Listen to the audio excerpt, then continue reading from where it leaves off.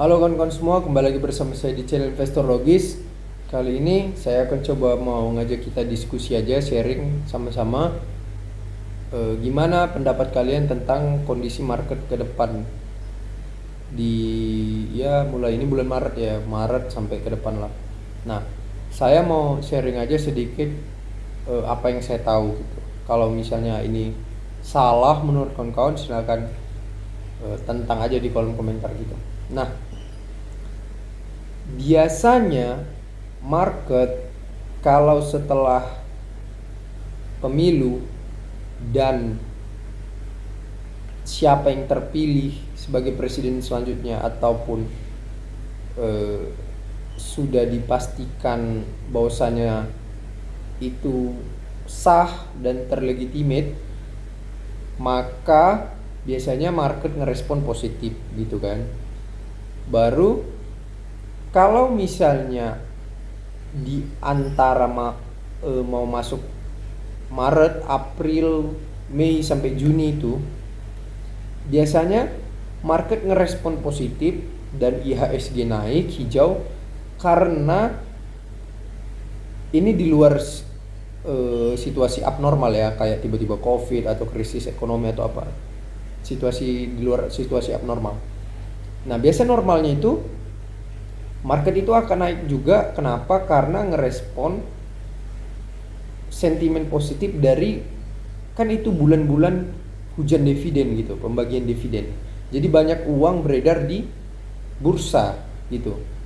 Nah, kalau misalnya investor itu banyak transaksi, kan volume transaksi tinggi tuh. Kalau misalnya RUPS mau bagi dividen, nah terutama perusahaan-perusahaan perbankan seperti bank-bank besar seperti Bank Mandiri, BCA, BNI, BMRI, BRI gitu kan, dan perusahaan bank-bank lainnya kan biasanya lebih cenderung bagi dividen itu di April kan, RUPS-nya akhir Maret atau awal April gitu.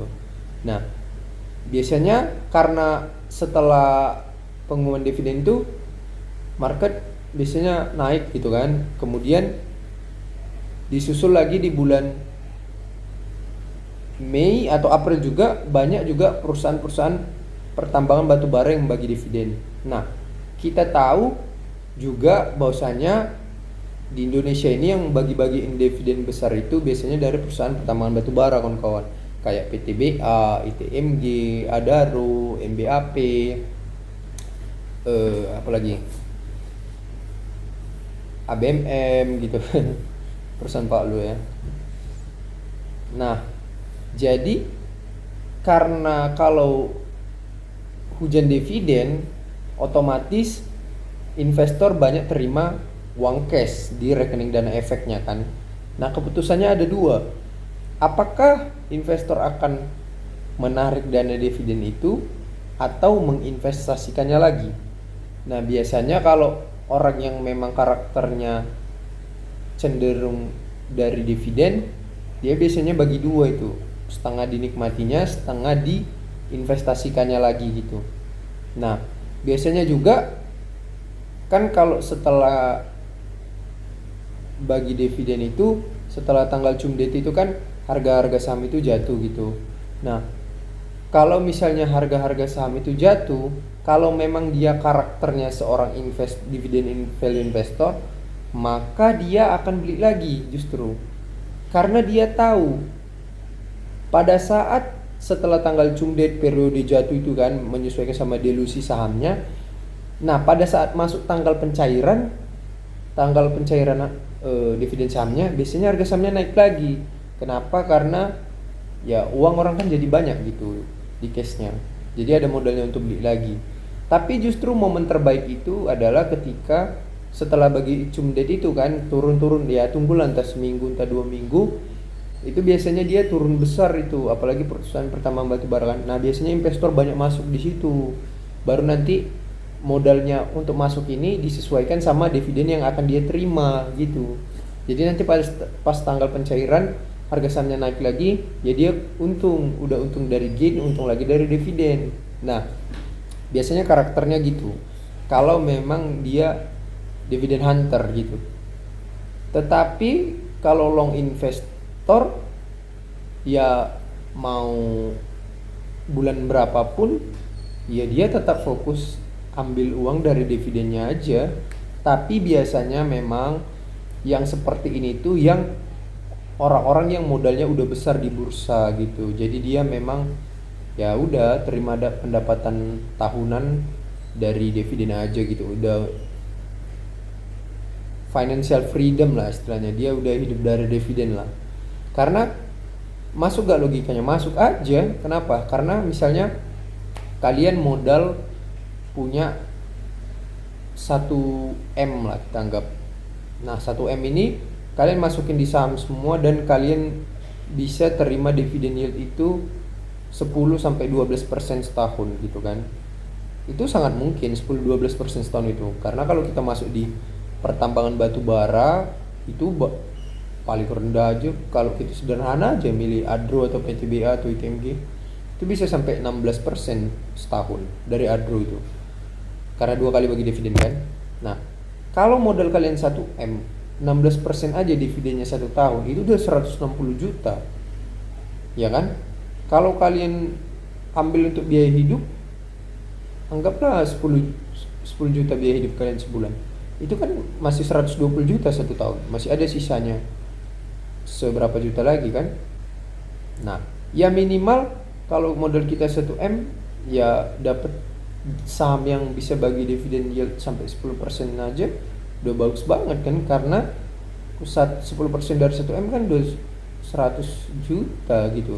100 juta untuk setahun ya saya rasa udah cukup banyak gitu. Jadi memang tergantung orang dan gaya hidupnya juga sih. Tapi menurut saya udah banyak itu sih gitu untuk hidup gitu.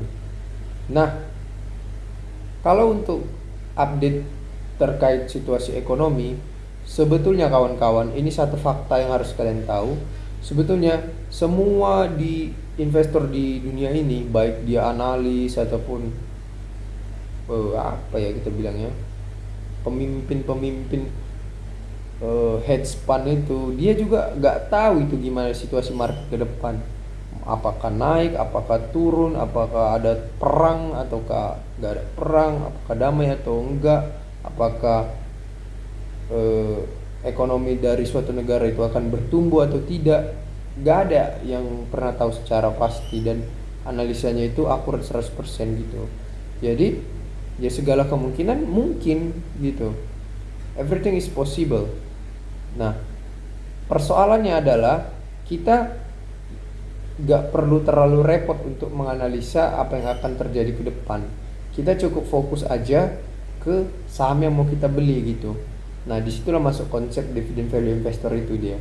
Jadi ketika kita membeli saham dengan harga yang murah dan punya margin of safety yang besar, kalau anjuran Ben Graham kan belilah saham ketika 2/3 dari harga wajar sahamnya kan. Nah ya udah kita ikutin aja, itu sebetulnya udah aman itu. Apalagi kita membeli saham yang membagikan dividen secara rutin setiap tahun di harga yang valuasinya masih murah. Ya udah kalau gitu mau situasi ekonominya seperti apapun kita bisa tetap tenang gitu, karena kita tetap punya harapan bahwasanya bulan sekian terima dividen, bulan sekian terima dividen gitu. Nah kalau untuk update market terkini ya paling masih sama sih, itu aja yang digoreng, kayak misalnya ketegangan di Timur Tengah, baru konflik Rusia Ukraina yang belum juga temu titik damai, konflik di Palestina terkait Israel sama Palestina kan. Nah itu kan konflik-konflik dunia ini mempengaruhi spekulan-spekulan juga, mempengaruhi spekulasi-spekulasi juga ke dalam dunia saham ataupun dunia instrumen investasi lainnya gitu. Baru kayak pertumbuhan ekonomi suatu negara, apakah dia resesi atau enggak, inflasinya gimana.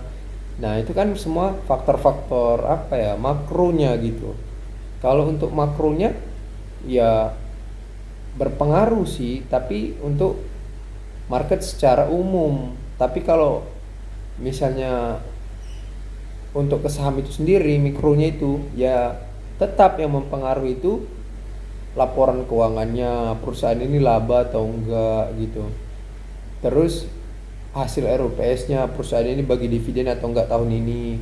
Kemudian hasil rapat direksinya, siapa yang dijadikan direksi utama ataukah ada pergantian atau pemecatan. Baru isunya kayak kerjasama bisnis yang batal atau kerjasama bisnis yang berhasil, akuisisi perusahaan yang berhasil gitu. Yaitu mikro-mikronya untuk analisanya. Dan jadi kalau pertanyaannya gimana situasi market ke depan, gak ada yang tahu. Tetapi kalau ditanya bagaimana cara untuk mengamankan uang yang kita investasikan ke depan, ada caranya. Yaitu tadi dividen value investor itu gitu. Masuk ke saham yang membagikan dividen, apalagi market leader, apalagi perusahaan besar. Dan kalau bisa kita beli di bawah harga wajarnya atau under value dan memiliki margin of safety yang besar gitu kawan-kawan, menurut saya gitu sih. Itu aja sih untuk situasi market ke depan. Ya saya kira masih gitu-gitu aja gorengannya, kayak situasi pasokan gas minyak dunia, baru climate change, gimana energi terbarukan akan diperhitungkan. Kemudian kalau dari luar mungkin perusahaan-perusahaan teknologi, perusahaan-perusahaan chip gitu. Kayak Nvidia itu kan gila-gila naik sahamnya kan kalau di luar negeri kan. Nah, itu aja sih untuk update market ke depan menurut saya.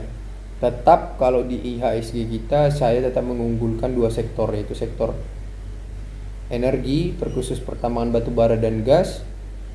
Kalau misalnya untuk ketahanannya perbankan. Jadi dua sektor itu, energi dan perbankan gitu. Karena kalau perbankan dia memang gak ngarep dari dividen tapi capital gainnya.